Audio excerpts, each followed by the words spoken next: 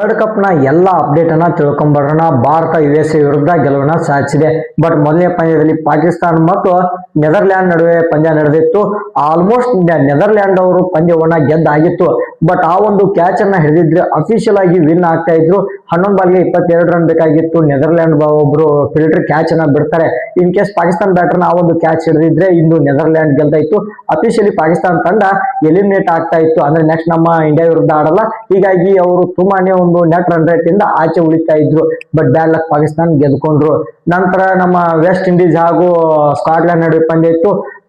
West Indies ಪರವಾಗಿ shepherd ಅವರು ನಮ್ಮ RCB ಆಟಗಾರ 5 ವಿಕೆಟ್ ಅನ್ನ ತೆಗೆದಿದ್ದಾರೆ. ಹ್ಯಾಟ್ರಿಕ್ ವಿಕೆಟ್ ಕೂಡ ತೆಗೆದುಕೊಂಡ್ರು. ನಂತರ ಟೋಟಲ್ ಆಗಿ 3 ಓವರ್ ಬಾಲಿಂಗ್ ಮಾಡಿ 20 ರನ್ ಅನ್ನ ಕೊಟ್ಟಿದ್ದಾರೆ.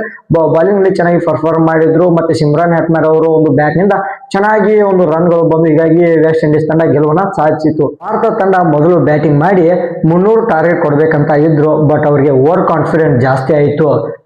161ಕ್ಕೆ 9 ವಿಕೆಟ್ ಅನ್ನ ಕಳೆದುಕೊಂಡಿತ್ತು. ಒಂದೇ ಓವರ್ ನಲ್ಲಿ 3 ವಿಕೆಟ್ ಅನ್ನ ಕಳೆದುಕೊಂಡು 6 ಓವರ್ ನಲ್ಲಿ ಇಶಾನ್ ಕಿಶನ್ ಅವರು ಔಟ್ ಆದ್ರು, ತಿಲಕ್ ವರ್ಮಾ ಔಟ್ ಆದ್ರು, ಶಿವಮ್ ದುಬೆ ಔಟ್ ಆದ್ರು. ಬಟ್ 29 ರನ್ ಇಂದ ಭಾರತ ತಂಡ ಗೆಲುವನ್ನ ಸಾಧಿಸಿಕೊಂಡಿದೆ. ನಮ್ಮ ಭಾರತೀಯ ಪರವಾಗಿ ಅಕ್ಷರ್ ಪಟೇಲ್ ಅವರು 2 ವಿಕೆಟ್, ವರುಣ್ ಚಕ್ರವರ್ತಿ 2 ವಿಕೆಟ್, DSP ಸಿರಾಜ್ ಅವರು 2 ವಿಕೆಟ್ ಅನ್ನ ತೆಗೆದುಕೊಳ್ತಾರೆ. ಹಾಗೆಯೇ ಸೂರ್ಯಕುಮಾರ್ ಯಾದವ್ ಅವರು 84 ರನ್ ನ ಕಲೆ ಹಾಕಿದ್ರು. ಇನ್ ಕೇಸ್ ಅವರು ಆಡ್ಲಿಲ್ಲ ಅಂದ್ರೆ ಭಾರತ 100 ರನ್ಗೆ ಆಲ್ಔಟ್ ಆಗ್ಬೇಕಾಗಿತ್ತು. ಓವರ್ ಕಾನ್ಫಿಡೆಂಟ್ ಜಾಸ್ತಿ ಆಗಿ ಈ ಒಂದು ಪಂದ್ಯ ಇಷ್ಟೊಂದು ಕ್ಲೋಸ್ಗೆ ಹೋಯ್ತು. ಇಲ್ಲ ಅಂದಿದ್ರೆ ನಮ್ಮ ಭಾರತ ನಾರ್ಮಲಿ ಆಡಿದ್ರೆ ಈ ಒಂದು ದೊಡ್ಡ ಮಾರ್ಜಿನ್ ಇಂದ ಗೆಲ್ಬಹುದಾಗಿತ್ತು. ಬಟ್ ತುಂಬಾನೇ ಓವರ್ ಕಾನ್ಫಿಡೆಂಟ್ ಮತ್ತೆ ಲೂಸ್ ಟೀಮ್ ಇದೆ ಅಂತ ನೆಗ್ಲೆಕ್ಟ್ ಮಾಡಿದ್ರು. ಇದೇ ರೀತಿ ಹೆಚ್ಚಿನ ಅಪ್ಡೇಟ್ ಬೇಕಂದ್ರೆ ನಮ್ಮ ಒಂದು ಪೇಜ್ ನ ಫಾಲೋ ಮಾಡ್ಕೊಳ್ಳಿ. Thank you.